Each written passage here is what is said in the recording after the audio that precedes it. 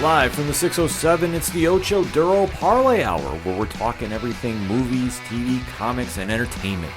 Join in the conversation on social media with the hashtag ODPH, because here we go.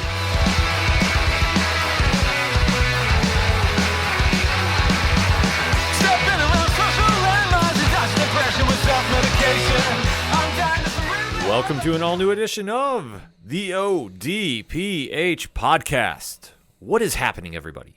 Thank you so much for joining us this week. My name is Ken M. Joining me in studio, as always, you know him. He's the co-host. He's a statistician to the stars. His name is Padawan J. Let me talk to you. Yeah, and boy, do we have a lot to talk about in the land of movies, TV, comics, and more. You are tuned in to the entertainment edition of the ODPH, and we definitely have a lot to say, and we want to keep those conversations rolling after the show. So, Pad, where does everybody go? ODPHpodcast.com. Social media links, T-Public Store, blog section, classifieds with friends of the show, such as 3FM Podcast, Dragon Master Games, Nerd Initiative, and many more. The directory, Pat, how many providers are we on? 297,753. So wherever you're listening to us from, we do appreciate it. If you're trying to find a new outlet to listen to the ODPH on, boom, it's right there at your fingertips.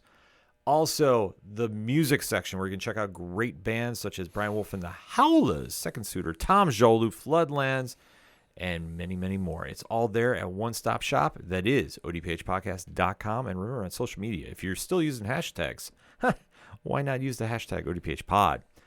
Kicking off this edition of the show, the long-anticipated return to Hell's Kitchen is finally upon us. Gordon Ramsay? Well, not exactly. Not that Hell's Kitchen. I would say the true king of Hell's Kitchen has returned ever so slightly. I'll say this as somebody who's been watching for the first time the Gordon Ramsay Hell's Kitchen with his wife the last couple of weeks. I think I'd rather face Daredevil. You could definitely want to face one Matt Murdock in his home territory because we finally received the trailer for the new Daredevil Born Again series debuting March 4th on Disney+. Daredevil Born Again Part 2 Electric Boogaloo? Well, you might want to think that because obviously we know the character debuted on the small screen and via Netflix in 2015, and Charlie Cox played the role of Daredevil, a.k.a. Matt Murdock, and also is surrounded by a fantastic supporting cast, taking on the one and only Vincent D'Onofrio, who's playing Wilson Fisk, a.k.a. the Kingpin. In the same way Viola Davis is to Amanda Waller, Vincent D'Onofrio is to the Kingpin. Yes. Like literal perfect casting. After the first season, there was no doubt the casting was on point. Even with the supporting characters finally taking off, where we had Deborah Ann Woll, who's playing Karen Page, Eldon Henson, who's played Foggy Nelson, really encompassed what is Daredevil at his core, a very conflicted vigilante who is not perfect by any stretch of the imagination. God, no. But yet strives to find a way to achieve good, even though sometimes he fails miserably. Oh, yeah. And this is what has made him such a fan favorite throughout the years. And if you have ever been reading Marvel Comics, there's chances are Daredevil has been the best series from them at some point in your fandom. I mean, to put it mildly, the Daredevil fandom has really exploded, and the creativity that is flowing through those pages. I mean, it's almost been a who's who of comic creators that are all stars that have just encompassed this character and just really taken him some places. We see a lot of the Frank Miller imagery shine through in the Netflix series, especially on that last series that Pat alluded to, was a little bit of an homage to the Born Again series of the comics. Then obviously in 2018, obviously when the series wrapped up, we had a little bit of changing of the guard with Netflix and the shows that were, we'll just call the Defenders universe, and where they were going to go from here. Well, because I think by that point, because you had Daredevil, Iron Fist had his own series, Luke Cage, and then Jessica Jones, and then you also had the Defenders television show, which was the Netflix version of the Avengers type of thing. But by that point, at some point along the way, you can look up a list online of when each season came out and years and whatever else. But some point along the way, the rights to some of these characters started reverting back to Disney and Marvel Studios. So it became a point and a kind of a question of, all right, well, are they going to keep doing this? Are they just going to quit? what's going to happen, because there were some seasons, especially you think with Luke Cage and what happened, at the end of that second season, where big cliffhanger there that we never really got resolved, at least at this point in time as of recording, but what's going to happen, this or that. Well, and then they decided, and Netflix, by they I mean Netflix, went ahead and canceled the entire franchise, I guess you could say. So then it kind of left in limbo, well, what's going to happen? And there was a very large and very vocal, although unlike other fan vocalizations, this one was very polite. This one was very, respectful, and said, hey, we would love to see these characters and these actors again. And lo and behold, much to everyone's surprise, we turn around when Spider-Man No Way Home released, and then lo and behold, and surprise, there was one Charlie Cox. Yeah, we've been waiting to see, because the whole hashtag Save Daredevil movement really took off online. Charlie Cox got behind it, so did Vincent D'Onofrio. Yeah. And the other thing, too, is people thought there was maybe some smoke to that fire, or fire to that smoke, however you want to say it, when the show left Netflix. The Daredevil show left, and then it appeared on Disney Plus, I should say. Well, you had to remember, too, at that point, Disney Plus was really taking off. It was really... I mean, you have to think, Disney Plus has only been around for a few years. That's true. So when they want to get all the properties back under one roof, and especially with the MCU, because it's all connected... This is true. They wanted to get these characters back there and decide what to do. And the only question at the time was, the Daredevil series on Netflix was very much a mature audience. Oh, yeah. So how would this work with the House of the Mouse, who is very known to be family friendly? Oh, yeah. All ages. Yeah. This was going to be a question mark of what we're going to get. And we did not know. Yeah. But like you alluded to, Charlie Cox reprised his role as Matt Murdock on Spider-Man No Way Home.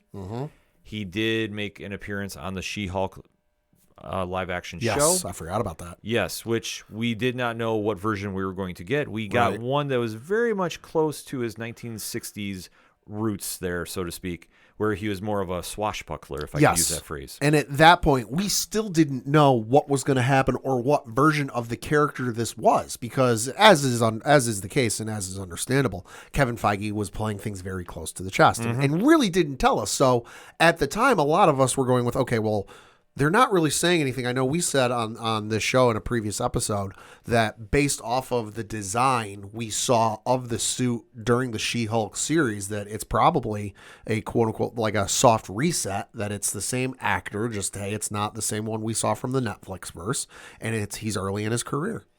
Turned out to not be the case. Well, it turned out not to be the case because, remember, at this point, too, they did a revamp of the whole television line. Right.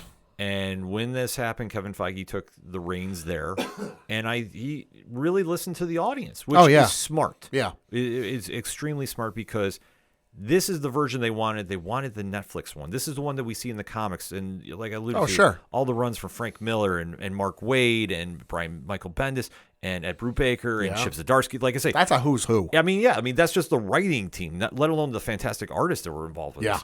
So when you start seeing this, and it teeters before, because everybody's had their unique vision. Like I said, Mark Waid's was a little more, I don't want to say lighthearted, but it definitely crossed a different plateau than the Bendis version. And the Brubaker one. Like I say, there's many different ways you can play this hero.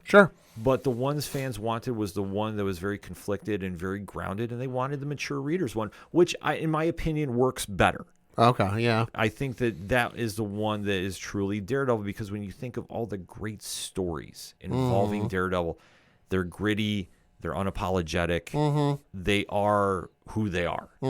So in this situation, to see that we were getting this big reboot, and especially when they announced Born Again, and it was heavily alluded to that they were bringing back a lot of the Netflix characters that originally were not slated to come over for this version. Yeah, that's true. In the initial outset of the show, Karen and Foggy were not going to appear in this new iteration. Fans, again, politely voiced their displeasure and their kind of... what do you want to say? Their disdain. Their disdain to this is like, hey, we love these characters. You can't do a story with Daredevil and Matt Murdock without those two characters. And Marvel pivoted and made a turn. And they made the right call, because we now have the official trailer for this, as we alluded to. And we are going to do this like we do when we review any show. So if you're new to the ODPH, first and foremost, thank you for checking us out. What we like to do is give you a spoiler-free statement about what we're going to be talking about. Then we give you a countdown. After said countdown, all bets are off. We talk spoilers, we talk theories, we talk anything that comes up involving the show. So if you're worried about having anything ruined, you have been fair warned.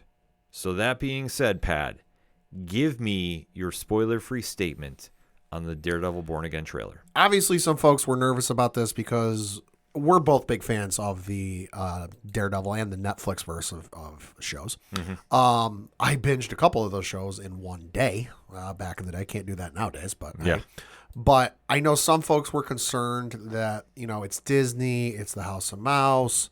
They're going to pull, despite everything we saw with Deadpool, they're going to pull back on the violence. It's not going to be, necessarily to the same level we saw it in the Netflix version. It's going to be that like teetering that line of PG-13, almost in R, not quite in R. So it's not going to be as violent. It's not going to be as memorable, I guess you could say, as the prior seasons on Netflix were. To those folks, yeah, you ain't got to worry about that. Yeah. They pull no punches in this show. I'm intrigued to see where this goes. We don't get a whole ton of intrigue or, insight into what's going on other than some time has passed between when we last saw these characters together, being season 3 of the Netflix iteration, and where we are now. Obviously, as we alluded to, we've seen Charlie Cox's Daredevil. We've seen Vincent D'Onofrio's Kingdom. They've been making some moves. Things have been going on. But when it comes to their dance, I guess you could say, across the time of them fighting each other, it's been a minute. It's been a little bit of time, and things have happened. And past that, we don't really know too much. And you know what? I'm all right with that. It's also nice to see the trailer because I was counting myself as one of the folks that I was starting to think they forgot this show was coming out.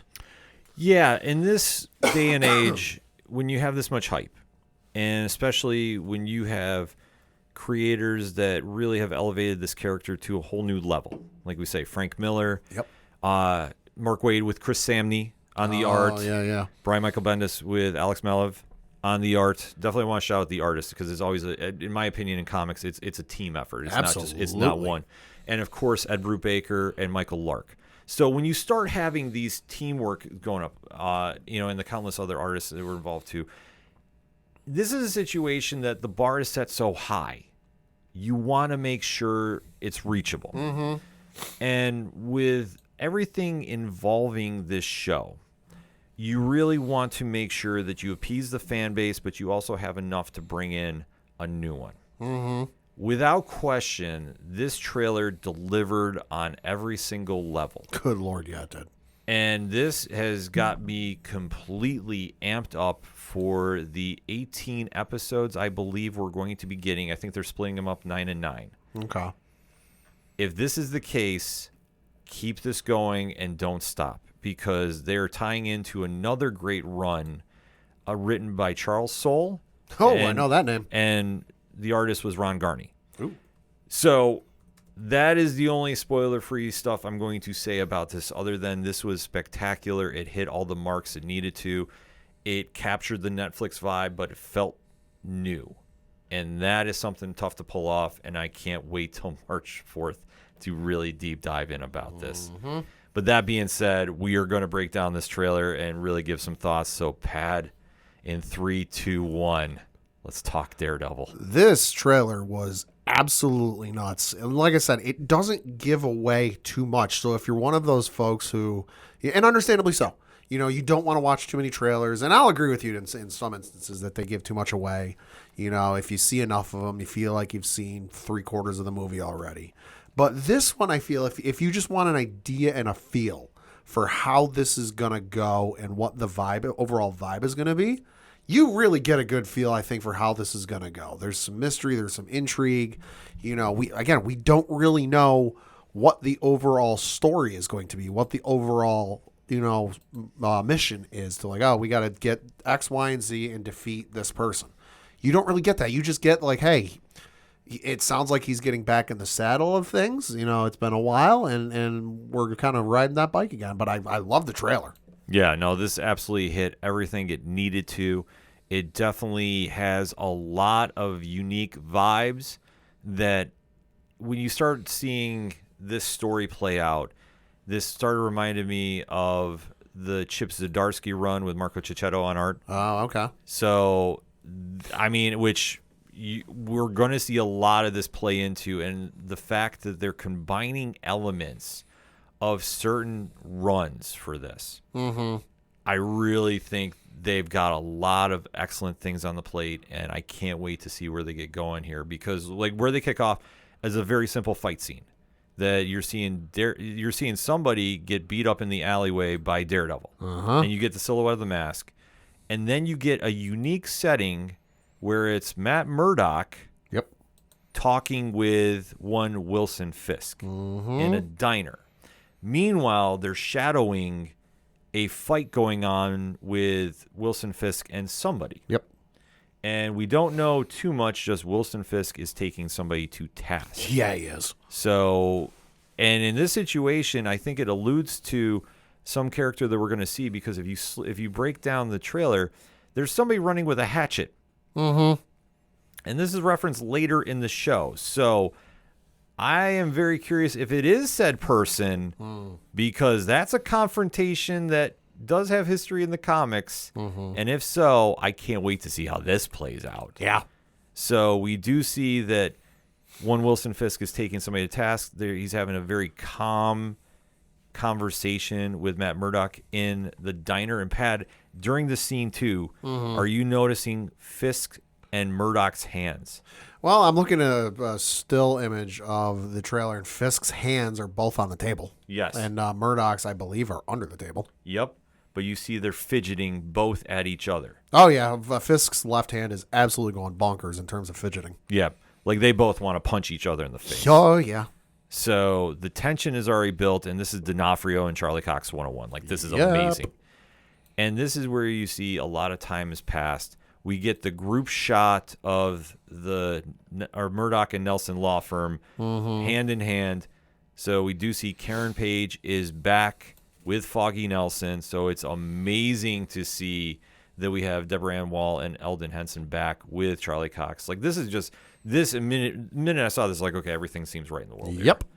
So you do see, the narration going on from the diner scene that Matt Murdock is saying, congratulating Fisk, so to speak. He's like, well, you came up because Fisk initiates. He goes, looks like you're on top of the world. Yeah, which he is mayor now. Yes, because when he says the line, a mayor serves his city, we get a shot of downtown Times Square. Times Square. Yep. Look at as if a similar shot to you would see from New Year's Eve. Yes. Which by the way, it is New Year's Eve. It says Happy New Year on the thing. Yes. Which, by the way, do you notice what's playing on Broadway here? Rogers the Musical. Yes. Baby. Still going strong. So Wilson Fisk is addressing the citizens of New York, and this is when he has become mayor, which, I mean, this is a storyline that they did in the Chip Zdarsky-Cicchetto run. Yep. So we do see him addressing his City Hall cabinet as he's walking in. And you do see that Fisk is almost trying to vindicate himself to Matt Murdock. Now, Pat, when you're seeing this play out, like, what's your reaction to this? You can color a turd any color you want. It still smells like crap. I mean, so listen, he can wear his finest suit and whatever else that costs multi-million dollars. He can wear the finest lapels and the finest cufflinks, the finest shoes money can wear. Spots don't change. Like, I don't buy this for one instance that he's turned over a new leaf, that he's this new man, that something has happened in his life that has changed his perspective on things. I don't buy it for 1 second. I'm in the camp of Matt Murdock of like, this is too good to be true. And usually when it's too good to be true, it ain't true. Exactly. I mean, there's something to be said about this because we do know what happened at the end of Echo. Yeah. So we also saw Echo and saw what he did. Yeah, so there's a lot of gray area, to put it mildly, here. So this isn't like Norman Osborn in the more recent issues of Amazing Spider-Man. Correct. We're like, he's supposedly turned over a new leaf. I'll buy that. I don't buy that for any further than I can throw it. But at least with that, they were making conceited effort. They're like, no, guys, really, he changed. Right. But in this sequence, though, we do see him, like I said, address his crowd. Then we get a shot of somebody doing some artwork. And this is going to be an interesting character as well because we do see the two sides of Wilson Fisk play out as somebody is doing the graffiti. Now, normally this wouldn't be too much, but you do see they this is alluding to something else because it does a shot back to Fisk at the table. Well, I imagine this whole graffiti thing it seems innocuous, but I think this might play to kind of some of the overall tone we might see with the show. With like, yeah, he's mayor, but there's a lot of folks that like it's like a worst kept secret that everyone knows he's Kingpin, and that this is kind of like an underground way of like keeping it in the public's eye. Oh, I think this ties in with somebody else. So we'll get into it as we start getting getting into the trailer. Okay. So then we get a quick shot of New York, and the trains are going by, and you see Matt Murdock is like, I can't shake the feeling that you're playing the system. Uh-huh. And you do see that Fisk just does not answer because he goes, why did you stop being a vigilante? So at this point, we don't know this. And Matt Murdock goes, a line was crossed. Uh-huh. Now, this can allude to a lot of things. Yep. Because then you get a shot of the Daredevil helmet falling from the skyline into what looks like an intersection. Right. It's at least a road. It looks like it might be an intersection of some sort. And it looks like the horn was ripped off on the right side. Yes, that one was ripped off. Yes. So we don't exactly know what's happening here. And then you see Fisk go, it's hard to come to terms with our violent nature. Uh-huh. All the while, you get a shot of somebody carrying a body out that is either deceased or unconscious through the subway system. Well, I'm guessing, and this is a pure speculative guess, but I'm using my detective cap and my detective glasses here. The person carrying said body isn't built like a Mack truck, so I'm willing to bet it's not Fisk. I'm willing to bet it's Murdock. I think it is Murdock. Now, for who the body is, that's a whole different story. Ooh, what if it's a twist? What if we're supposed to think it's Murdock, but in fact, it's Bernthal? Well, that's the whole thing, too, because Bernthal's going to be in this. We do know that the Punisher is in this series, and if he is carrying Matt Murdock, that could be something as well, because we don't know. However, there is a chance, but it's slim. It's a slim one. It ties into the artist that we saw on the painting. Could be. So we have to wait to speculate, but we do know that somebody's getting taken out on the subway tracks here. Yep. And then we get back to a quick shot of the subway, and then lo and behold, John Bernthal is back in action as Frank Castle. Does he throw a dude in front of a subway? Yes, he does. Oh, my. Yeah, okay. Yeah, he does. It's a real quick and you blink and you miss it moment, but yeah, good Lord. He throws a dude in front of a moving subway. Yeah, he gets jumped in the subway, and he throws somebody in front of it. And so we do know that Frank Castle is back. Mm-hmm. And at this point, too, they do a shot to Matt Murdock getting attacked in his home, assuming. Getting his butt kicked. Yeah. But it's all the while, like I say, it's kind of a unique setup of who is doing this. Uh-huh. Because, like I say, it's random thugs playing this out. But if you start checking out who was in the subway scene, it's the same thugs, it looks like. Mm-hmm. So this could have been Matt Murdock or Frank Castle going for revenge. All the meanwhile, Fisk is narrating over this because he, like you said, he says it's hard to come to terms with our violent nature, hating the power it has over us. Yeah. So it is a wild scenario to play out. Yeah. So this could be also a sense of Matt Murdock stopped being a vigilante because of what Frank Castle did. Could be. Yeah, because we do know his guilt does take over a lot with his character. It's a perfect flaw for him. Yeah. So then we shift gears to a prison, and we do get reintroduced to one of my favorite villains, and that is Benjamin Poindexter, a.k.a. Bullseye, with the role reprised by Wilson Bernthal. So I marked out when I saw this because I thought we were going to go here. We did not have a real confirmed confirmation. There was never anything that came out through like Hollywood Reporter or Variety. Yeah, it was rumored for a long time, but I can't remember. Like honestly, it's been so long since we've heard news about this. Yeah, that was confirmed. It might have slipped in my mind, but honestly, just being the fan of the show, it brought me back, and seeing him confined and just walking down the hallway.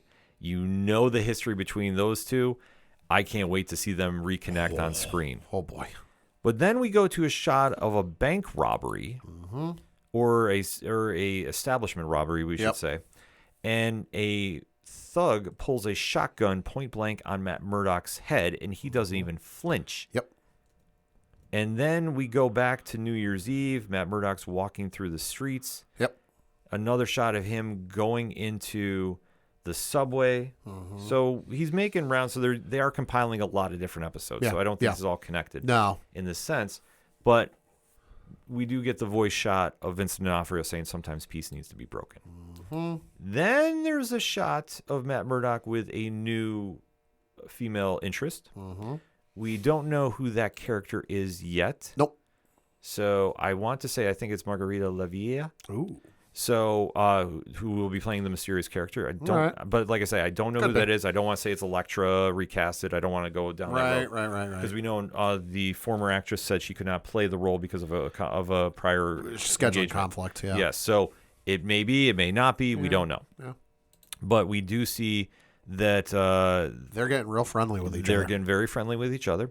And then we see somebody running through the streets of New York, and we see somebody shooting tear gas into a building. Tear gas or a smoke grenade, yeah, it's one of the two. Right. Then there is a very, very quick shot of a man in a white mask. This is the character known as Muse. Okay. This is from Charles Soule and Ron Garney's run. Okay. So this one is a very messed up serial killer. I mean, I'm looking at the image. He looks twisted as all get out. Yeah. And this is a character that, is got a lot going on. Charles Soule and Ron Garney's run is very, very good. Is that a mask or is that like paint on his face? It's a mask with blood. Oh. Yikes. If I am not mistaken. I'll be honest, I have to do a reread. Okay. But I definitely need to. And this is a situation, like at this point, too, Matt Murdock was having a sidekick at one point. Sure. I don't know if they're introducing that character here. Probably not. I'm going to say no, unless that was the body he was carrying out from the subway. Yeah, it could be. So I will say there's that possibility, but that would also be very, very quick if they're going to introduce the character a blind spot. But like I say, we'll have to wait and see. So Muse is going to be one of the main villains of the season. And like I said, if you want to find out more about him, go check out this Charles Soule, Ron Garney run. Excellent stuff, too, by the way. So we do see a shot of Fisk reunited with his Vanessa. And when they're back together, that means no good for anybody. And it's in a real interesting setting because you see a quick shot of her, and then they're sitting there toasting each other while the wall behind them is, well, I don't want to say covered. There's a blood splatter on the wall behind her. Yes. So it is very cool to see Vanessa back. This also, now that I'm looking at it, it looks like the same place Fisk was whooping that person's backside. Yes. So it could be a case of he kicked that person's butt, and then Vanessa showed up, and he's like, oh, honey, thank you for joining me for dinner. We see Ailette Zur reprising her role, which we were not sure she was going to be coming back as Vanessa. There was some conflicting rumors. Scheduling conflicts. Yeah, another scheduling conflict. But very cool to see her back in the show. And, they're cheersing, and especially where Fisk just pretty much killed somebody, we think.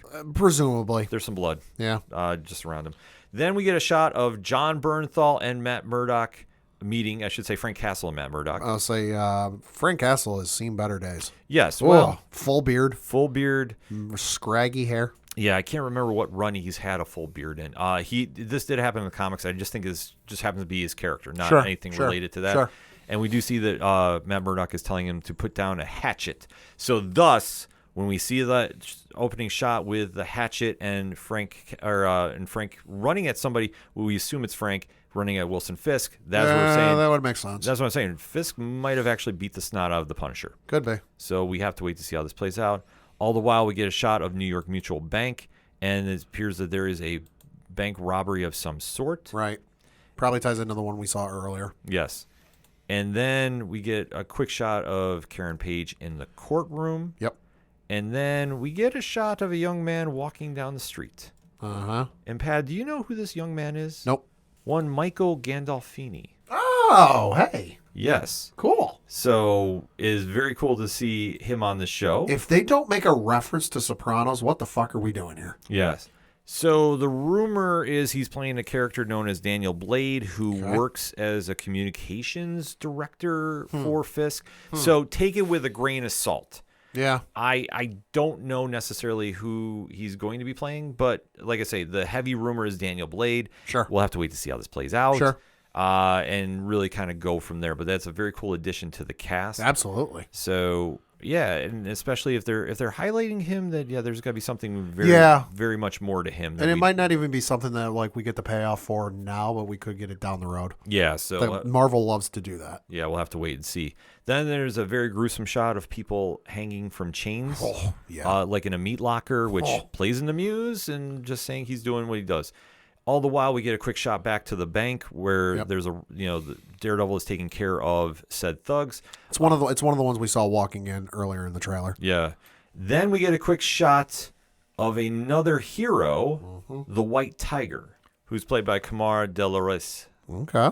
Yep. So De Los Reyes is going to be playing. I apologize for messing the name up earlier. So this is a very cool street level character amongst the Daredevil universe. So interested to see how this is going to shape up for his role in the film, or in the show, rather. Right, and I imagine this is another case of, like, we've seen it in other shows and movies and whatnot. They're like, okay, Matt Murdock hasn't suited up as Daredevil in a while, so the criminal underworld has taken notice. They're like, hey, he's not here. We can we can do whatever we want, and other people step up to take the mantle. Well, in the situation too, it could be a thing where Fisk, rather. Yeah. Let's get too amped up talking about this sometimes, folks. It happens. He puts on the no vigilantes allowed in New York law. Yeah, so, I remember that one. So if they're doing that, then that might be why Murdoch is not. But you're seeing other people risking their lives to break the law to do it. Right. So White Tiger might be a situation where that is the case. Yeah. But we'll have to see. So we get another shot. It kind of swings back into Daredevil sitting at the diner, kind of having a little one-on-one conversation, if you will, about life with Fisk. We also got to mention real quick, because there's a moment right before he's sitting in the diner in the trailer that is absolutely fucking bonkers, where you see a couple of guys running into the bank, presumably the bank with guns drawn. It looks like there's cops. But then I don't know who this is, but one of the bank robbers takes some dude and slams his face into a freaking newspaper dispenser. Yeah. Shattering the glass. It's not it doesn't look like Murdoch. No, I think Murdoch takes the mask at this point. Right. And that is him smashing somebody's face in here. That would make sense. Yes, because then you go right to the next scene.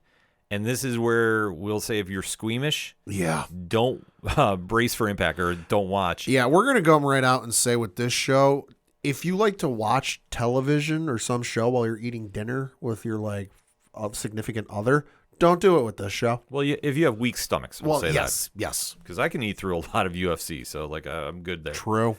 So we do see Matt Murdock with a vigilante mask on, and he breaks somebody's leg wide open. Yeah, much in a similar way to Anderson Silva. Mm-hmm. So we do see that. There's a shot of somebody in a prison. Yep. We get another mural of one of Muse's paintings, because that's how he relates to serial killings. Yep. And this now starts taking us around New York City, because we get a shot of Fisk standing over the city, Muse killing somebody and getting inspired. Matt Murdock is in his apartment, where you do see a shot of all the masks. Which is cool to see. Yes. So we do get the gold one from his 1964 debut. Yep. The black suit one, which we know from the 90s. The vintage red one, and a few others that we have to wait to see how it plays out. But there's a lot going on. And all the while, we do see that somebody apparently comes down to that cave, or I want to say his Daredevil cave.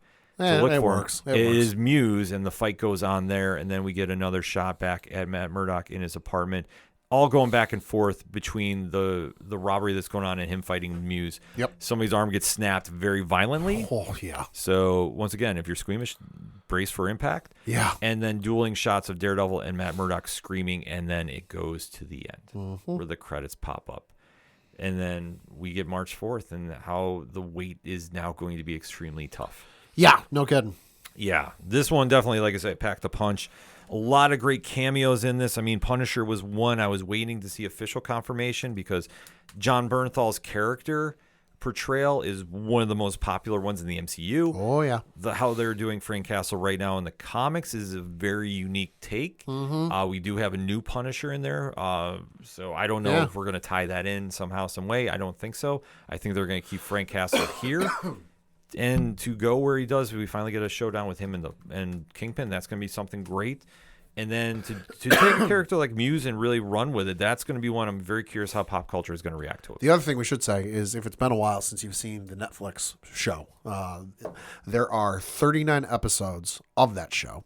Currently, as we record, there are 48 days until March 4th. So you have plenty of time to do at least one a day. If you're in a binge-worthy mood, you could do multiple a day. But there is plenty of time for you to watch the 3 seasons from Netflix on Disney Plus. As a little bit of a refresh. Mm-hmm. Or I'll just tell you right now, get to the comic shops and go check out that works too. The Sol Garni run, Chip Zdarsky and Marco Cicchetto's run, and I mean any real Daredevil run. I mean I love the Mark Waid, Chris Samney run. Sure, like, that's a great favorite of mine. You're really going to find out the true meaning of this character and the true mythos of him. And I think they're going to bring this to life. I think you're going to see a lot of swinging for the fences because it's not to say it's guaranteed to come back.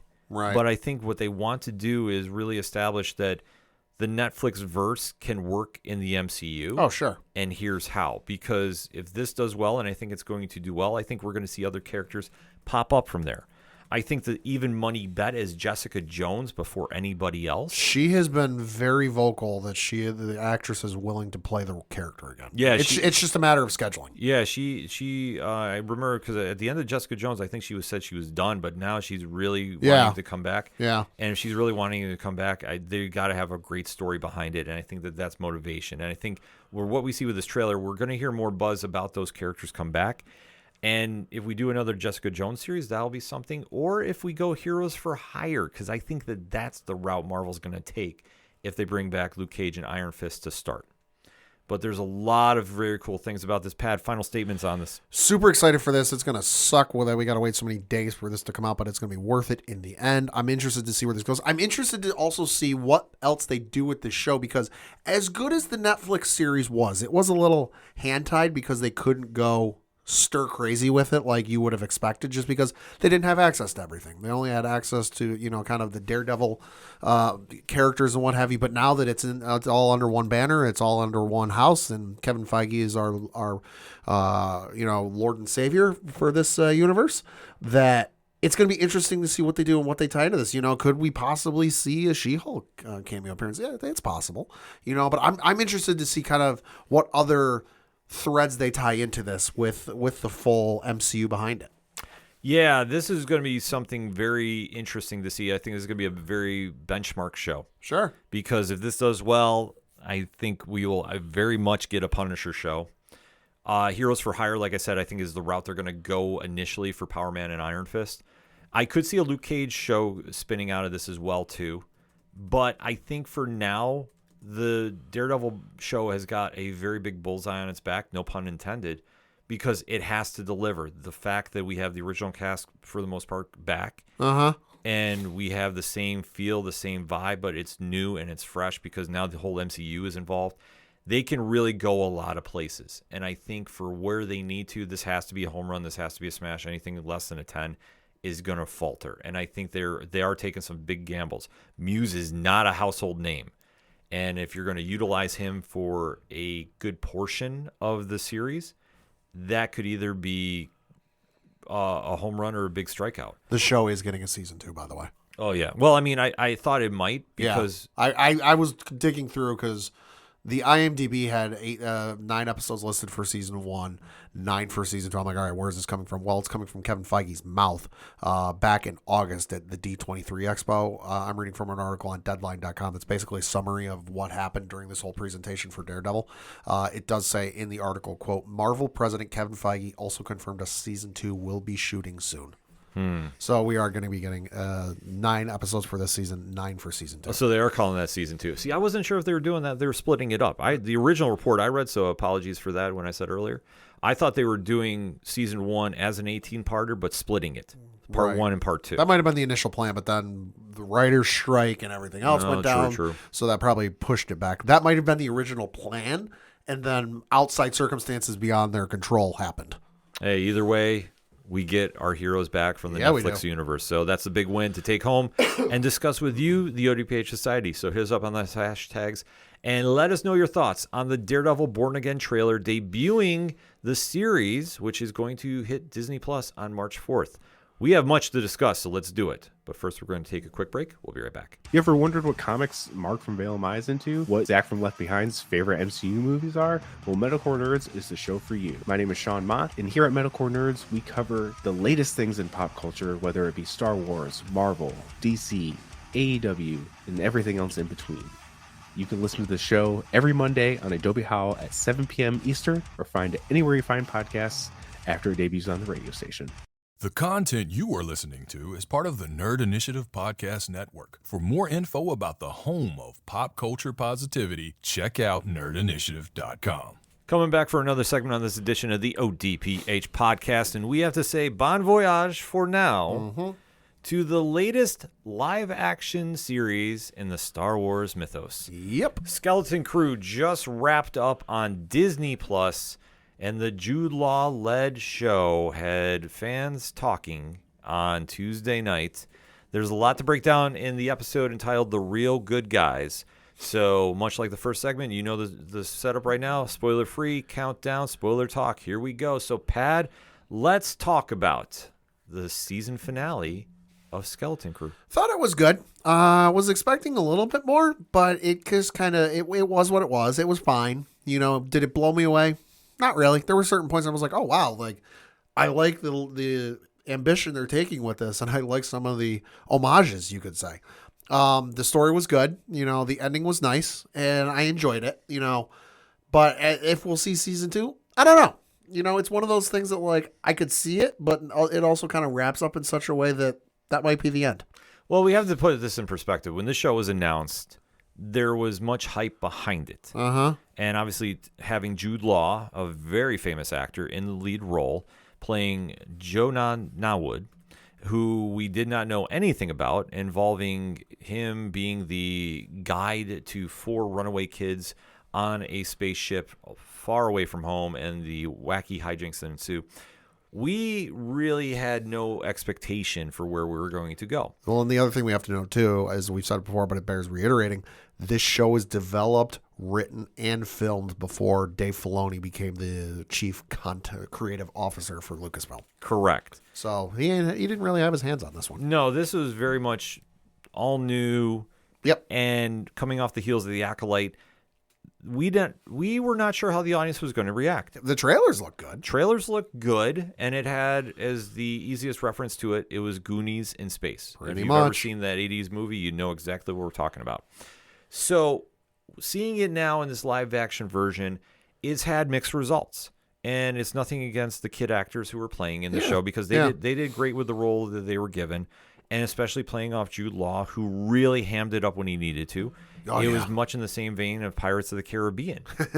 That's very true. Yeah, so when he's playing Jack Sparrow, it's like you understand what he's doing here. Lord. So going into this finale, there was a lot of question marks of how they were going to hit the landing. I want those two characters on screen together now. Well, I mean, they're both owned by Disney, so you never say never. True. But for what we have, I thought it was a fitting end. Yeah. But I also thought it was a very Disney ending. Yeah. And I don't necessarily like that in the Star Wars universe per se, but I get why it happened.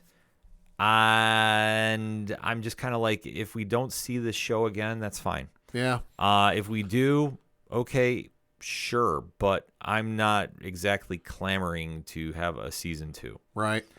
So that being said, let's get into some spoiler talk and really break this down. So in 3, 2, 1, let's talk about The Real Good Guys, shall we? Yeah, I mean, the episode was fine. It was what it was. It didn't blow me away. I didn't sit there going, wow, I need to rewatch this again ASAP. Mm-hmm. You know, it was fine. It was a good ending for what the show was. You know, this feels like a self-contained story that this might be the only season we get. And if that's the case, that's fine. You know, considering how divisive The Acolyte was, it was nice to see a show where you didn't necessarily see that. I'm sure there was some out there, but it wasn't the vocal majority, you know, that we were seeing online. So it was a fun watch. It was. Do I regret spending my nights, you know, every Tuesday night around 9 o'clock watch this? No. But is it one that, like, I'm chomping at the bit to rewatch, you know, down the road if they announce a season 2? Not really. It was what it was, and I enjoyed it. But, you know, it's not necessarily going to go down on my list of, like, top 10 best Star Wars seasons ever. I am definitely not in a rewatch mode for this. I thought it was fun for what it was. I don't mark out for it like other shows. Uh-huh. This really felt like an all ages Disney show, which is fine. Yeah. And it's cool for what it is. But for me and my fandom, it's all right. Yeah. Like I see people losing their minds about this and saying about how this was the most fantastic show ever. And I just say they played it way too safe. Right. And it was very predictable in times. And the ending here I thought was very predictable as well. Because now the kids have finally gone back to the mysterious planet of At-Aten, which every single pirate in the galaxy knows is his wealth of treasures. Jode, who we were not sure how he got on the ship that the kids took, let alone crashes the party. Yeah. And opens up here after the kids have reunited with their parents who know the secret of At-Aten but have not told anybody. Jode is now saying, well, I'm part of the Republic emissary. Uh-huh. And he's barking orders. Yeah. So when you're seeing this, Pat, what's going through your mind?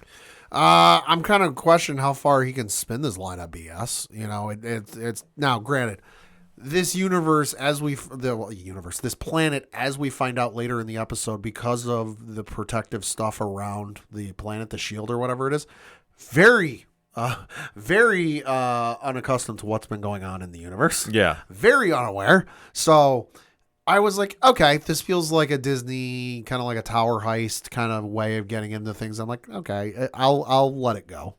Yeah, I mean, it was one of those situations where I think they were just making it up as they go. Yeah. Like, honestly, that's how I feel about it. Yeah. Because where we left off for the last episode was it looked like Jode was going to go attack the families. Lit a lightsaber in front of our quote-unquote heroes, and I'm like, wow, we're about to Revenge of the Sith this thing. Yeah. Okay. Yeah, completely. I was like, all right, here we go. Master Skywalker. Yeah. I was fully expecting that scene.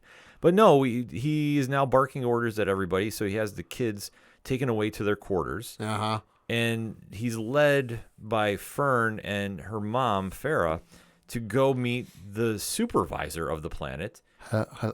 Fucking Hal 9000, anybody? Yeah. Boy. And what is this big reveal, Pat? The supervisor is a droid. Yeah, he's a droid. So complete homage to Hal 9000. Yeah. I love that part. Yeah, which I mean that's a deep cut, so I'm okay with that. So when the supervisor is now arguing with him about is he really a Jedi, and they bring up Order 66, well, Jode acts completely rational. Yeah. And what does he do, Pat? He takes out the supervisor. Yeah, stabs the supervisor right through its optical lens. Yep. And causes an entire blackout. Throughout the entire city, yeah. Mm-hmm. So all the safety precautions and all the protective droids that are around are now down. They all brokey. Yep. So he makes the call to his pirate army to invade. Because guess what? We can take what we need, and get out of here. And this includes we're taking over everybody's parents that are here. Yep. So now the kids are trying to make a run to their ship, the Onyx Cinder. And while they're trying to do this, you see Wim is distracting Jode so they can restore power. But is that really going too well, Pat? Not really. No, because what is going on here? You've got, first they're trying to get KB to fly the ship past the barrier. Yeah. Which, hey, SM-33 is magically repaired. Yeah. Because reasons. But yeah, before they can do this, the ship is shot down. Yeah.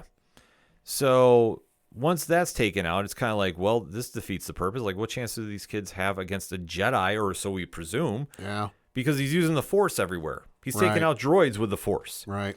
So during this fight, you're seeing that Fern's mother is not getting involved in this and is completely scared out of her mind. You're seeing that Wim's dad is not wanting to get involved in this either. And you're seeing the kids are the only ones trying to go fight Jode. Yeah. Which is mind-boggling, but yet this is where the Disney aspect comes in. Yeah. Because they're standing up to the Force. And even when the kids get the lightsaber separated from Wim, or Jode, I should say, it's still a confusing scenario because he's still using whatever force he is tapped into. Yeah. He's breaking hands because they're all trying to reach for this lever to pull down to reenact the power. And sure enough, the kids are the only ones able to stop him. Yeah.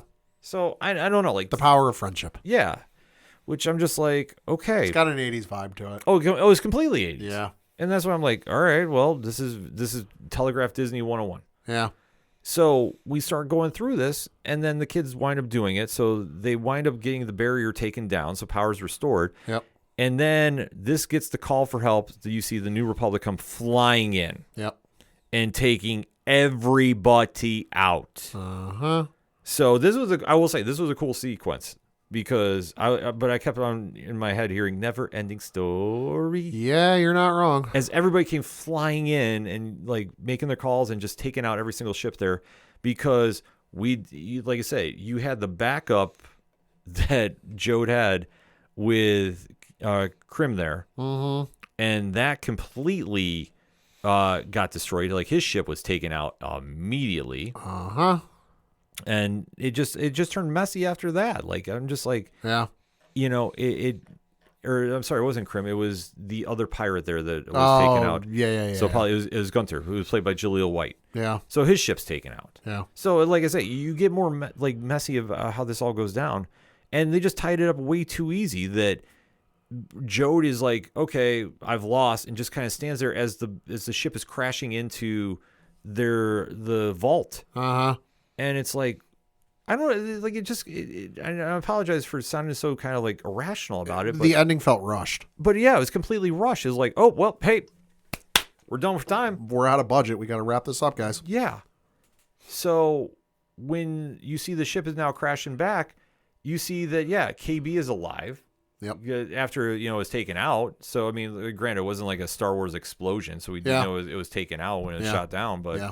So, like I say, it's crashed into the building, and you just see that this is all just like a happy ending. Like, it's just tied up.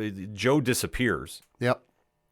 Which I thought was odd. Yeah, well, that's again, Star Wars 101. I know it's Star Wars 101, but I was like, okay, either you're going to bring him back or something involving this. And literally, like, you have the happy ending. Yeah. Like, the kids save the day. Yeah.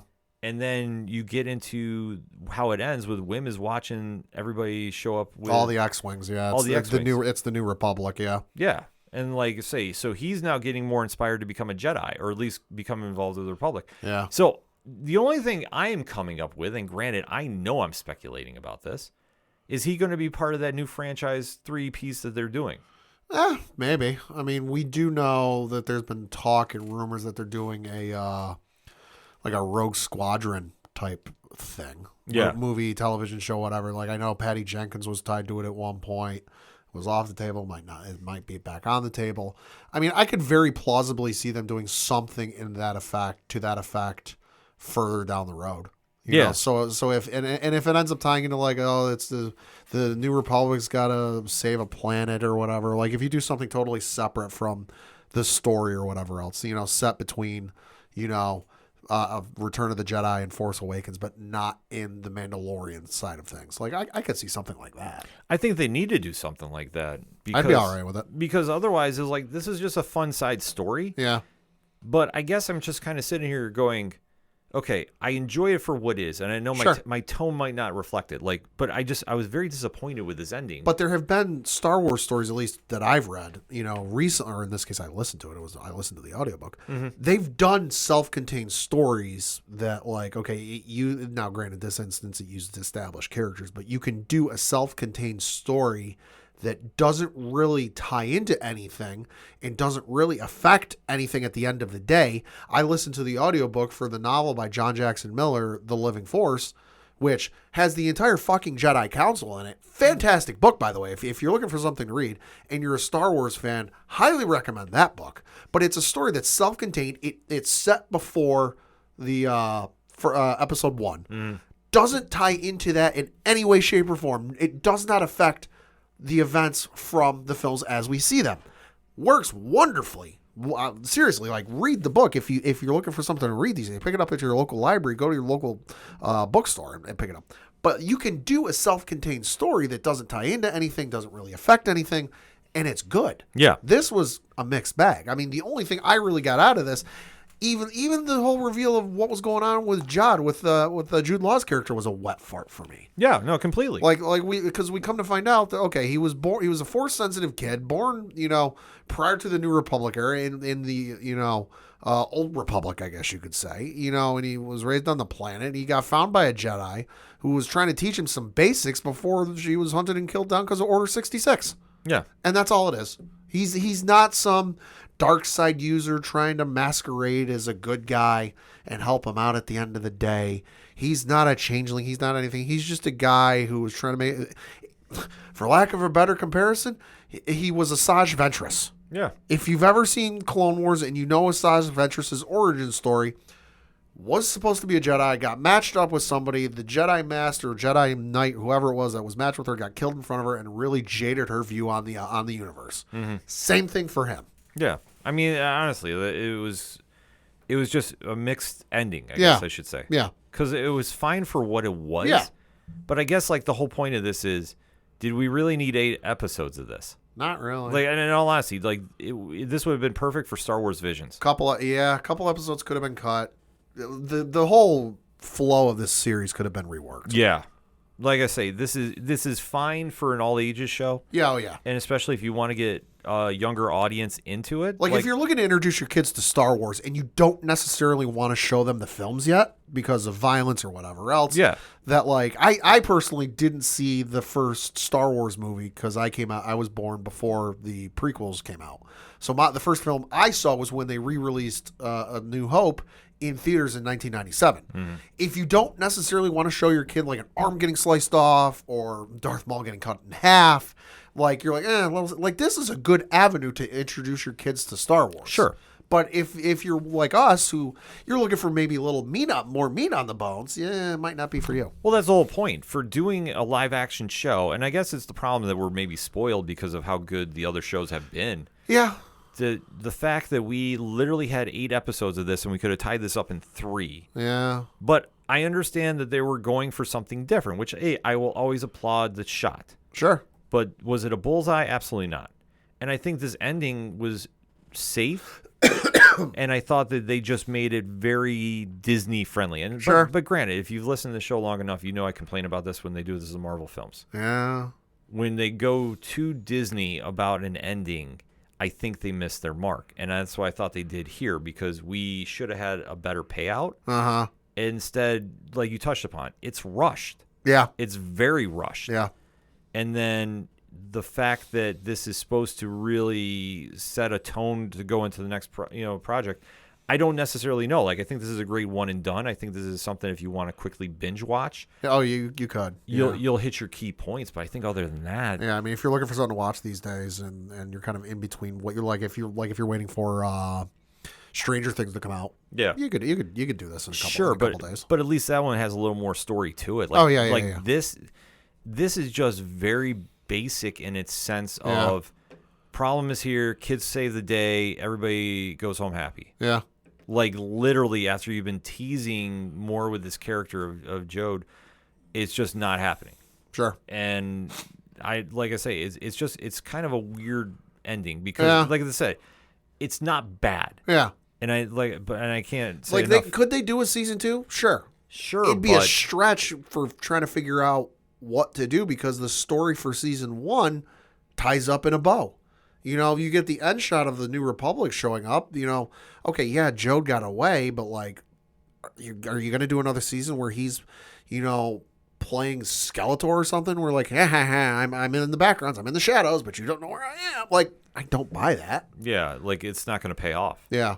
So I think that's the problem that has to go with this. This almost feels like it's a back door for them to come in something later. Oh, yeah. No, it definitely feels like that, which I guess the point where we're getting at is for being an 8-episode live-action show. Yeah. It could have been tighter. Sure. It could have been 3 episodes, and you still would have got the same payout. Yeah.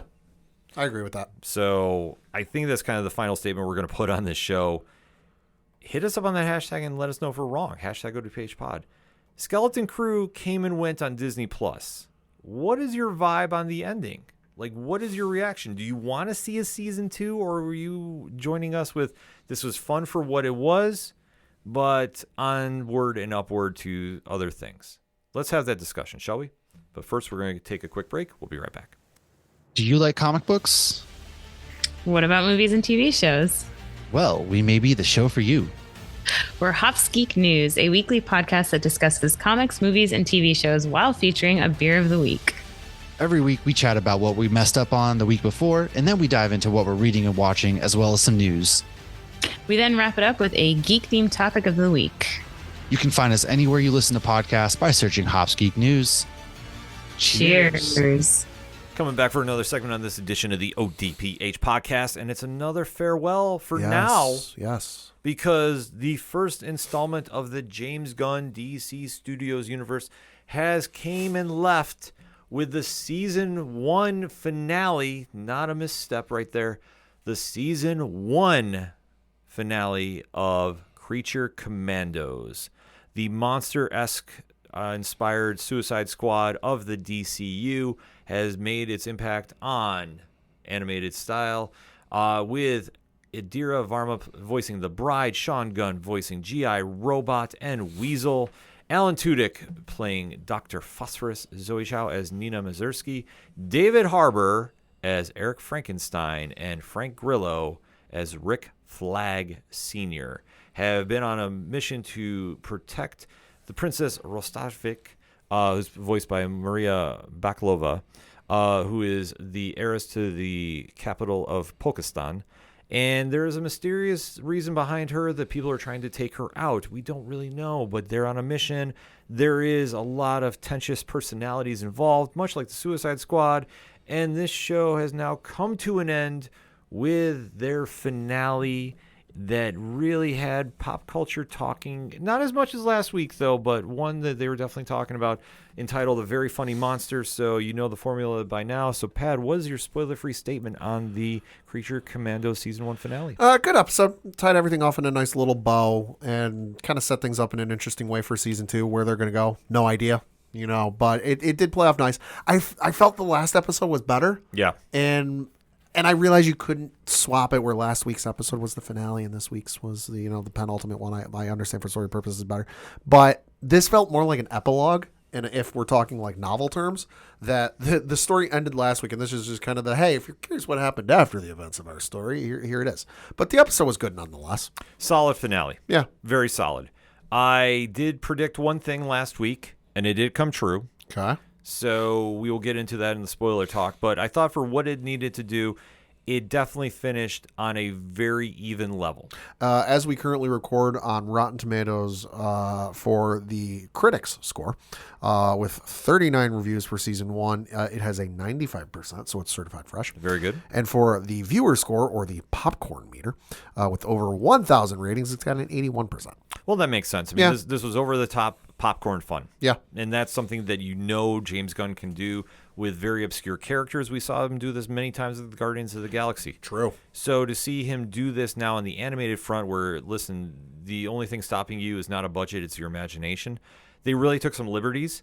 And for this finale, it was a little predictable because of who it's centered around. Yeah. And I thought they telegraphed a few things, but I thought they ended strong, especially when we get to the end. Mm-hmm. Because that is now going to be a very, very unique lineup for season 2. Mm-hmm. So that being said, Pat, in 3, 2, 1, let's deep dive about this. Like I said, episode was fine. Didn't necessarily blow me away, but for what it was good. And I enjoyed it. Yeah, this one, I thought I didn't like how they set it with the lead in, but I understand why. Yeah. Because as I said last week, Nina was going to get killed. Mm-hmm. Because she was the only voice of reason on this show. And this whole episode centered around her to win her over to the audience. Had they done this earlier, I think it might have had a more impact on the overall ending. But this is one that is it nailed the gut punch it was looking for. Sure. But I think it could have hit harder. Yeah, I agree. And it didn't, because we have the flashback about when she was born and her lungs were not inside her body but outside. Yep.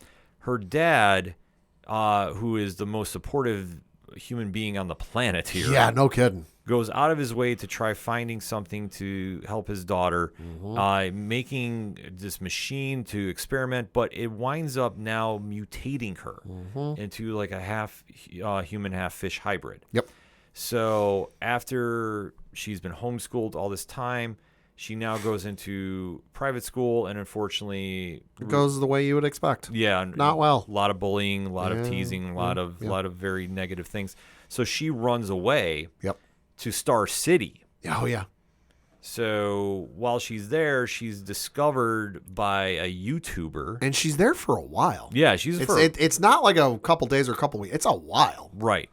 So she's apprehended because she's treated as this monster that's terrorizing the town. Almost like a Bigfoot type of thing. Yeah. Like it's like a mythical, like, oh, there's rumors of her, but she's never been seen. Yeah. And then we see the news report footage. Was like, oh, this is the first image we're seeing of the rumored whatever. I forget what the name it was. Yeah. They called her. Yeah, whatever the name was. So there's a mob scene there to see what was all the fuss. Her dad shows up. Now, her dad has been in mourning that his daughter left because he had been so supportive, trying to give her a normal life as much as he could. There is a tearful letter goodbye, and he's been trying to find her. Yep. Finally does, and is like trying to get to her one last time, and he's killed. And he's not even doing anything outrageous. He's just like, I'm gonna help you. I've always loved you. I never hated you. And it's like all the stuff you'd expect from a father of this, type. And the cops are yelling at him the entire time, like, hey, stand down. You can't do this. You whatever else. And the gun goes off and he dies right in front of her. Yeah.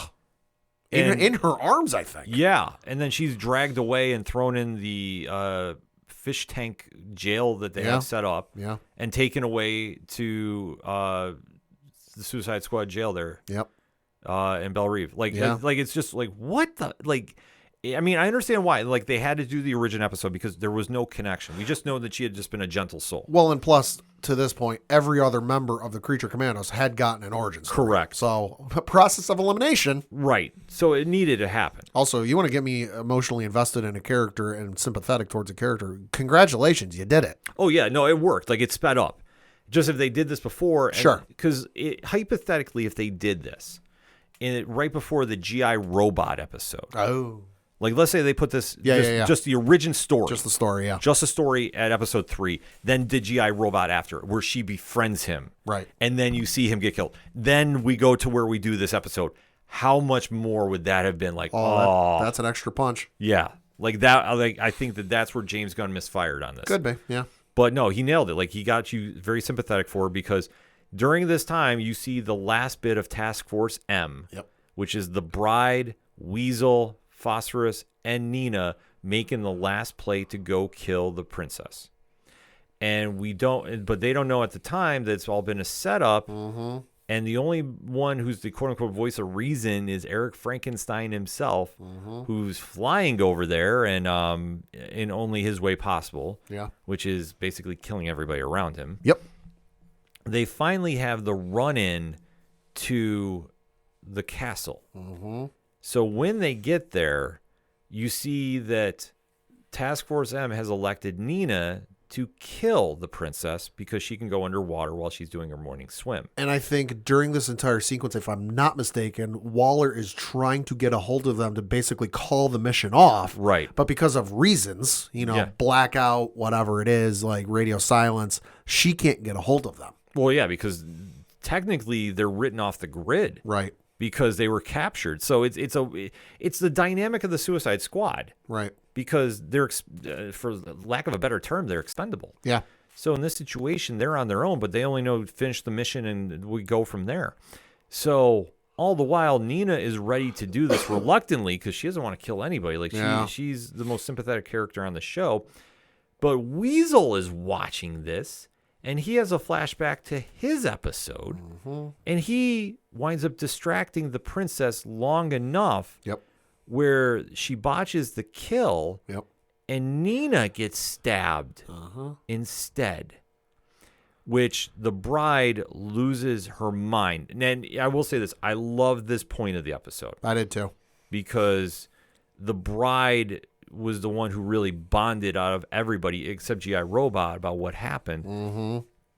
So they wind up like on the run and fighting what's going on. But they almost get caught.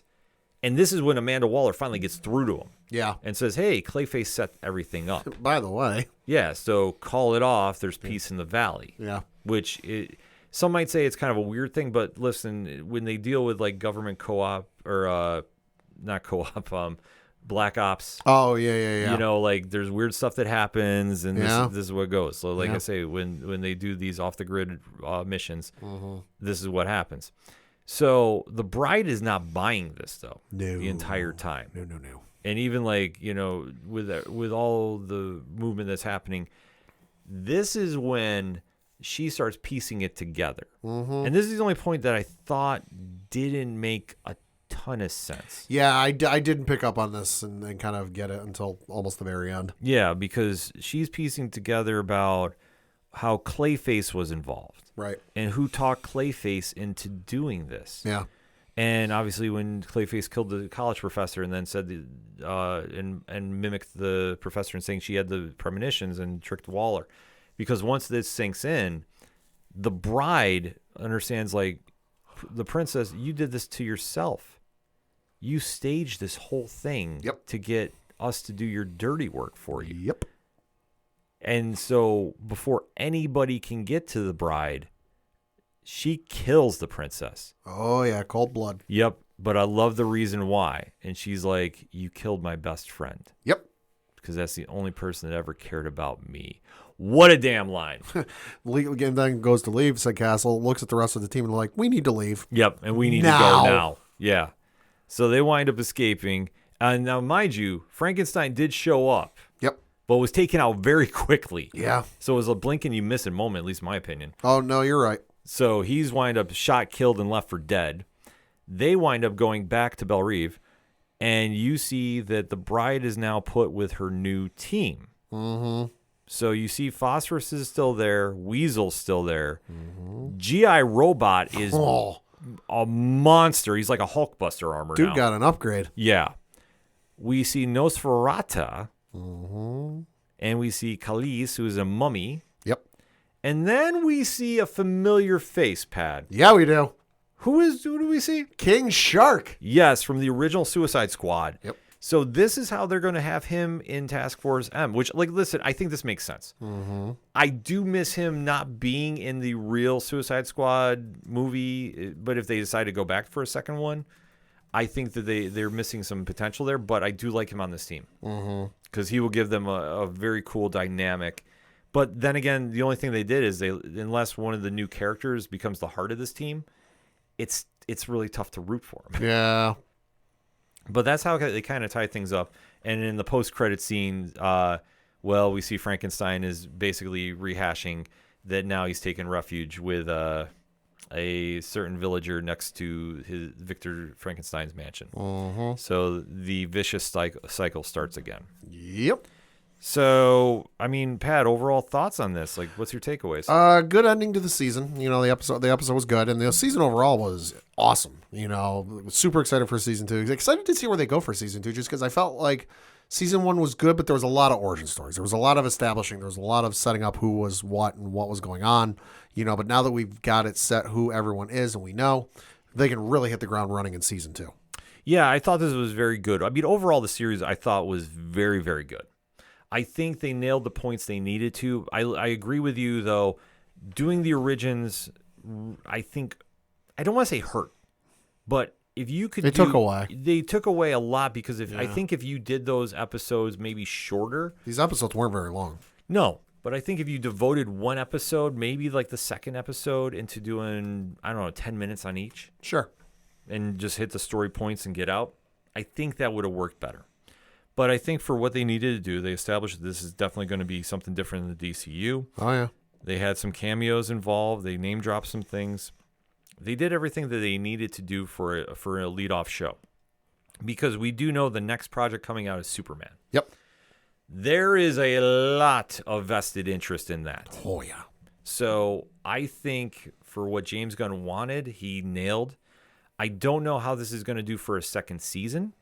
I think the new team, obviously, they have to do switch-ups because you have to do a different team here. Mm-hmm. Like, I don't think you're going to see Frankenstein back. Probably not. But I think with the group you have, somebody's not going to survive this next round. And that's the one thing with the Suicide Squad is because they're really not a team. Yeah. This is not like the family. It's a collection. Yeah, this is not a family vibe by any stretch of means. I mean, I remember issues of the Suicide Squad where Captain Boomerang threw somebody in the line of fire because they made fun of him in a meeting. Yeah. Like, he does stuff, like, this is what the type of vibe you need for this. Yeah. So the Creature Commandos, like I say, this is going to be interesting to see how they move forward, but I think for what they needed to do with the show, they nailed the key points. Mm-hmm. And that's all I was really looking for with the show. I was happy I saw it. I'm a lot happier with this than Skeleton Crew. I'll tell you that right now. Yeah, I agree with you there. And like I say, it's not that I don't like all ages stuff, but I think for what it needed to establish, this left a better impression because this is now going to be something to give hope for the James Gunn verse, and I think that's something we all can rally around. That said, hit us up on the hashtag ODPH pod. What is your thoughts about the season 1 finale of Creature Commandos, streaming on Max currently right now, and especially episode 7 entitled A Very Funny Monster? Let's discuss, shall we? But we're going to take our last break. We'll be right back. Hey guys, it's Alan Dunford here from Top Hat Studios, co-writer and co-creator of Pocus Hocus and Grandma Chainsaw, and you guys are listening to the ODPH podcast. Gotta be down to the punch, 'cause they can't bring me down if I'm already under the ground. Coming back for the final segment on this edition of the ODPH podcast, Pad. What you got? Couple things that I got to talk about. First of which is potentially some huge video game news, and that is it's appearing, according to some rumors and reports, that the Halo franchise is going to be making a jump. No, don't worry, it's still going to be on Microsoft and Xbox, but it's looking like the Master Chief Collection is going to be coming soon to PlayStation 5 and Nintendo Switch 2. Make the trade for Spider-Man. That's all I want. We'll see. But according to an article on IGN.com, it does say, quote, Microsoft is seemingly ready to launch its flagship Xbox video game series Halo on rival platforms for the first time, including PlayStation and Nintendo Switch 2. Leaker Nate the Hate, who this week reported that Nintendo is set to reveal Nintendo Switch 2 on January 16th, also reported in a separate podcast that Microsoft will finally bring Halo to PlayStation in the form of a PlayStation 5 port of Halo, the Master Chief Collection, as well as a release on Switch 2. Windows Central's Jez Corden subsequently corroborated the report.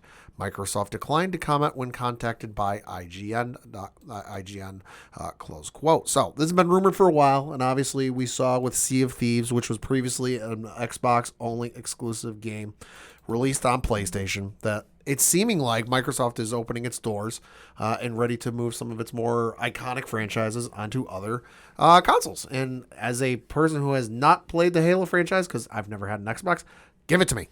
Yeah, I won't see you for quite an extended period of time. Like, we might have to get a new co-host for a while. It's entirely possible. Yeah, this is not a joke, folks. Like, I'm telling you, Pad's going to get hooked on Halo. I know his video game tendencies. It's entirely possible. Then we got to talk some Star Wars news because we got a new casting for the character of Baylan Skoll for Ahsoka Season 2. And who is playing said character, you might wonder? Scottish actor Rory McCann, best known for the Hound. Playing the Hound in Game of Thrones. Okay.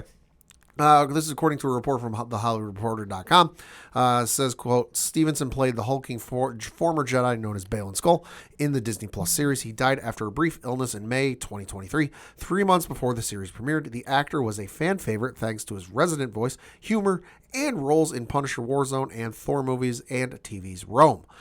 Close quote. So, looks like we will be getting a little more Baylan Skoll, and you got a pretty damn good actor, I would say, to take on the role. Yeah, I mean, if they have to recast, they got a fantastic actor to fill those shoes. Absolutely.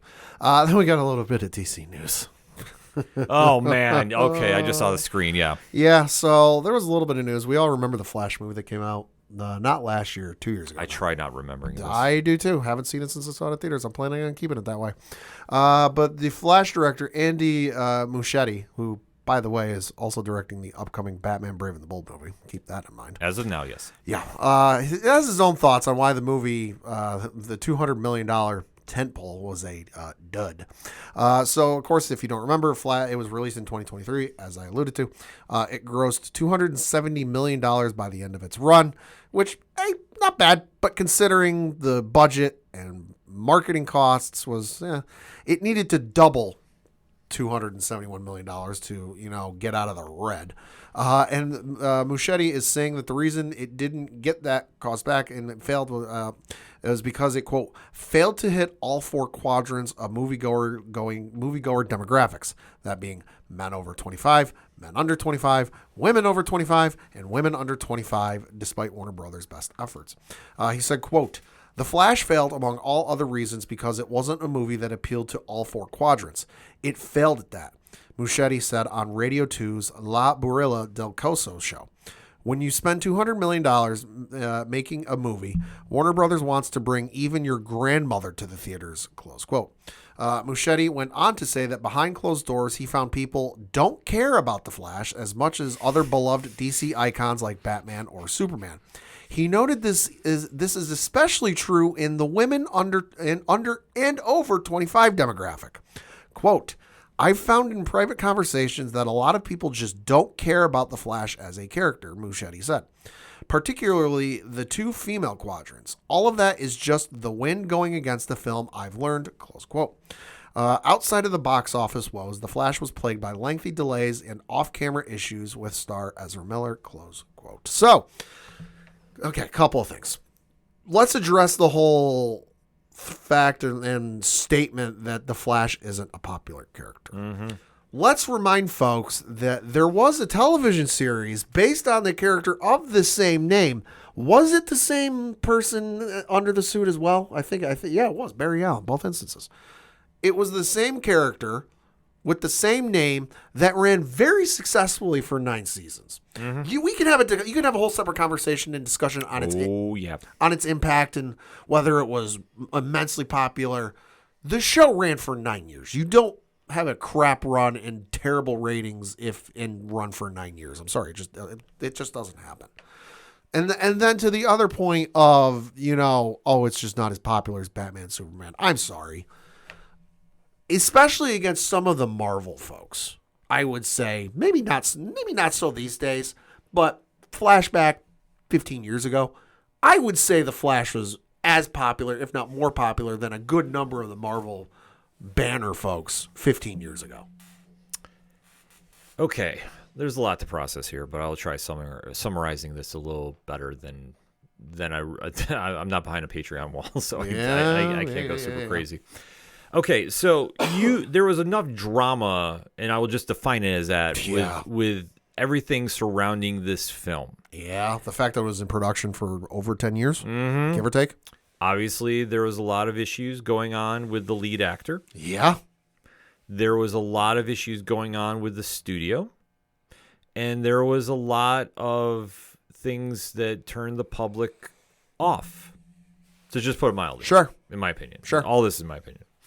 So that said, yeah, they weren't going to come out there. But to try spinning it to say that Flash is not popular, it single-handedly kept a universe on the CW, in my opinion. Yep. For multiple years. Yep. When the announcement of said movie came out after it set a record for ratings on the CW, clearly there's an audience that wants to see this character. The movie, for those who don't remember, was announced during season 1 of The Flash and finally came out after The Flash ended 9 seasons later. Correct. That's how long it was in development hell. Yeah.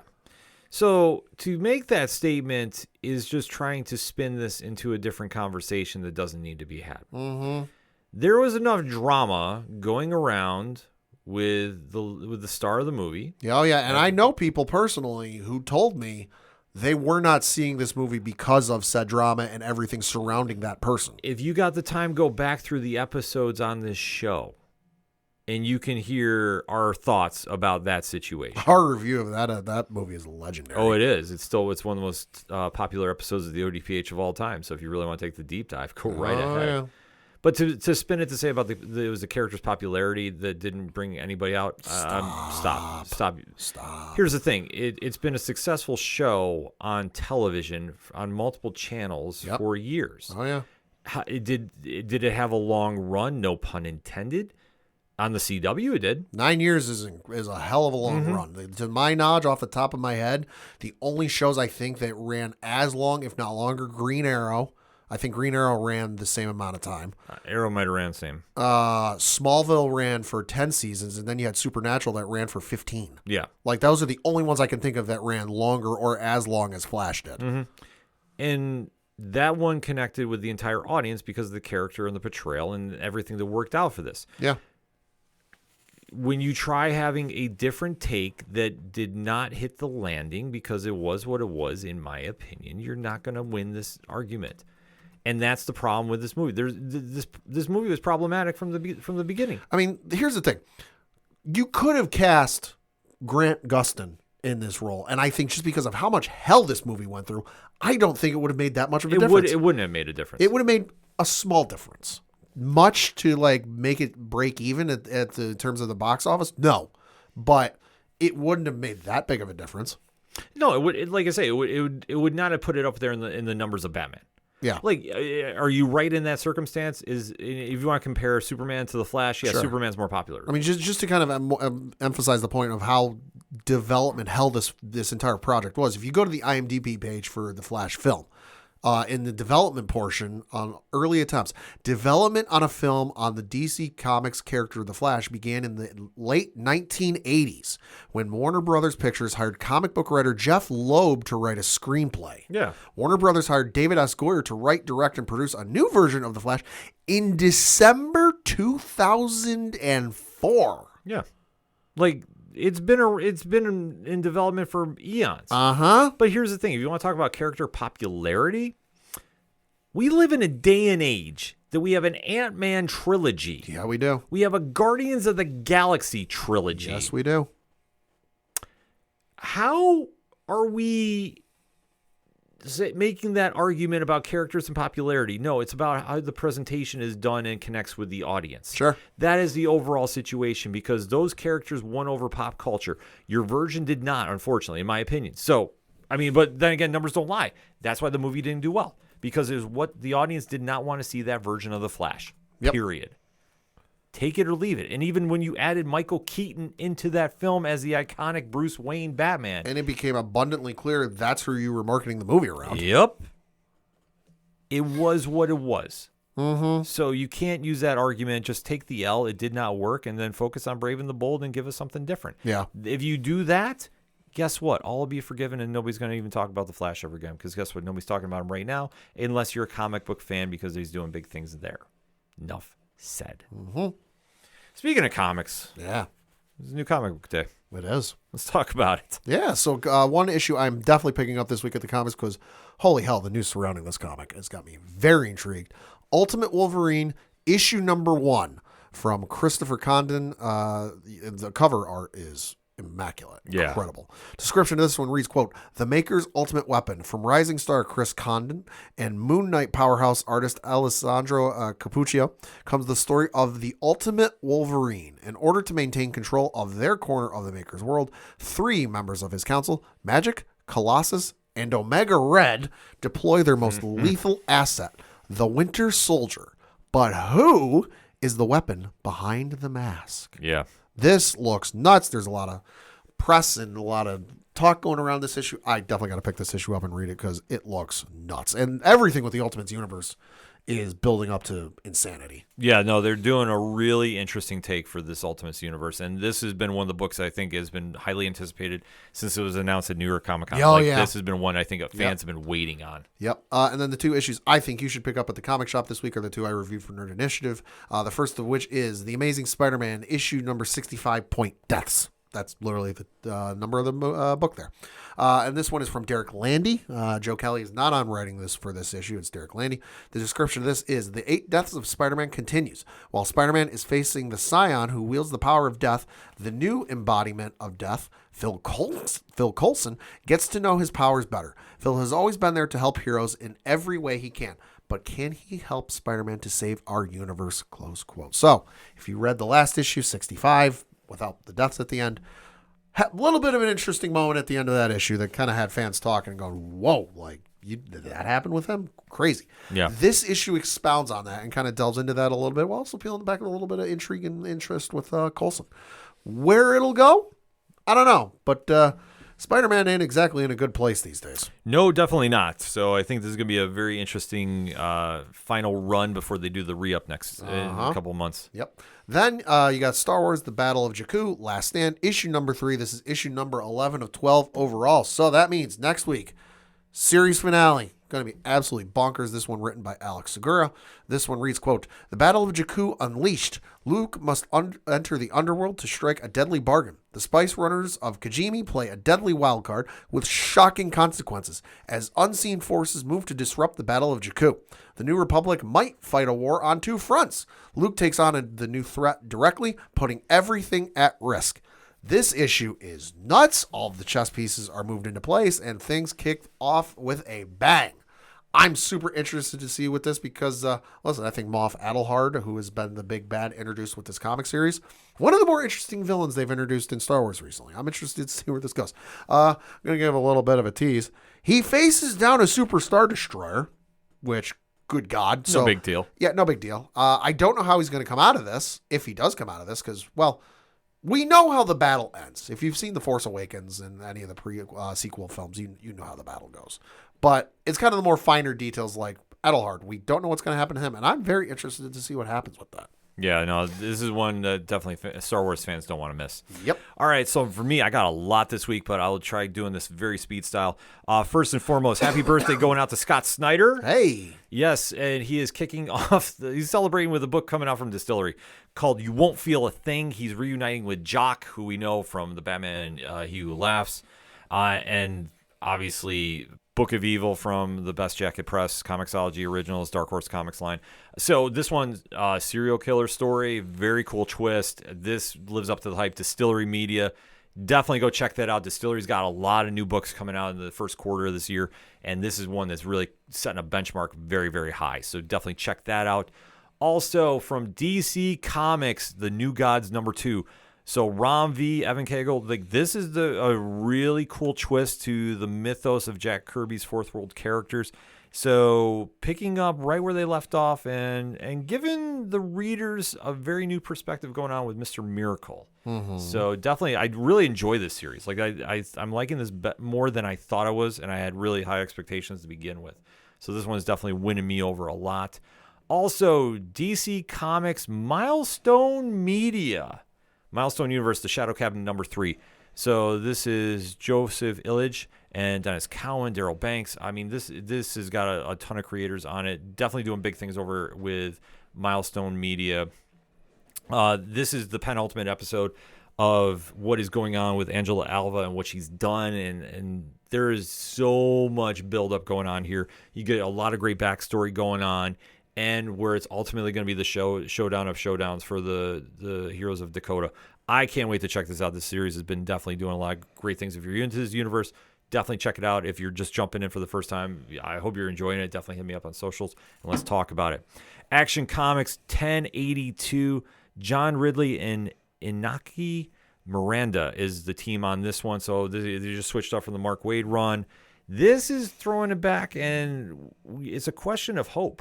That major disaster has kind of fallen back to the dark side, so to speak, after Superman had kind of tried helping him, and it's the question of his symbolism of hope. Like, it's a very cool issue. I will say this. So they're definitely going in some interesting directions with this, and definitely caught my eye because this is part of the whole Superman Superstar series they're doing. So Action Comics, like I say, you can't get enough of the Man of Steel. Boom, there it is. Also from DC Comics, Green Lantern Fractured Spectrum. So this is Jeremy Adams and V. Ken Marion. New story arc is kicking off, obviously, with what just wrapped up in the Green Lantern Civil Corps. There is a new stat quo happening with the Corps, and this one definitely starts things off with a big bang. So you definitely don't want to check, or definitely don't want to miss it. You definitely need to check it out. See, I get amped up talking about this because I really dig what Jeremy Adams is doing on Green Lantern. Plus his Aquaman, still on point. Everybody needs to read that. You mentioned Alex Segura from Star Wars. Well, I did. Alex Segura is also tearing it up right now with Cian Tormey on The Question all along the Watchtower #3. So this is the mystery going on with the JLA Watchtower and how it plays out. Interesting twist ending. I will say that. I was not expecting that. But the question has her hands filled, to say the least. So definitely a cool series happening over there. Also, DC Comics, a heavy DC Comics week this week for me. Batman, Superman, World's Finest, Mark Waid, Adrian Gutierrez. And this is now taking the fight for the real dynamic duo, underwater, because they're teaming up with Aquaman for a new adventure. Very cool stuff happening here. So Mark Waid, like I say, writes some of the best superhero stuff on the planet. And Gutierrez's art is fantastic. Skybound Entertainment, Image Comics, Pad. What are we talking? G.I. Joe. Hey. Yep, Energon Universe, and this is issue number 3 from Joshua Williamson and Tom Riley. This is a very, very cool issue, setting up a lot of stuff. But this, if you wanted to know about what G.I. Joe is and all about, like, this is a perfect series for it. They have not missed at all with this. From our friends over at Valiant Comics and Alien Books, Resurgence Bloodshot. I'm an old school Valiant fan, so I will definitely talk about this a little bit. They're doing a re-up of their universe over there now that they're under the Alien Books banner. Doing some really cool stuff, so if you're into these characters, definitely go check it out. This one shot is centered around Bloodshot, and it's kind of a civil war going on between the heroes. He's taking on Rye, which, Pat, I'll show you the cover. Ooh, interesting. And this is dealing with the future and the present, and like this is literally just a Peter Griffin versus the chicken fight. Okay. Like they're beating the holy you know what out of each other. Okay. I dig this. I'm not mad about this, but this is like literally no holds barred. This is very, very in your face. It's unapologetic. It is what it is. I dig it though. I like it. I will say, like, I really enjoying what's happening. Resurgence is ending. A new stat quo happens over at Valiant, so I'm definitely excited to check that out. Last but certainly not least on my plate, Storm number 4. So, Storm is in Latveria. Uh-oh. Oh, that's not good. And this is now, she's not allowed to use her powers. And because obviously what happened with the radiation poisoning and the brother voodoo. So she has a meeting with Dr. Doom, and it goes about as well as you think. You're not going to see that ending coming, though. This series has been absolutely on point. I think everybody needs to go check this out. You know, Muriwa Ayodele and Lucas Wenrick are doing fantastic stuff here. So definitely go check this out. I know the internet's going to have a lot to say about it, and if you want to even find out about more picks from New Comic Book Day, nobody does like Nerd Initiative Bullpen. 35 reviews on site as we speak. So nerdinitiative.com has got you your hookup for what you need to know at the comic shops. That being said, that is it for entertainment this week. So for the one and only Padawan J. Thank you. I'm your host, Ken M. Thank you as always for listening to the ODPH podcast. We'll see you next time.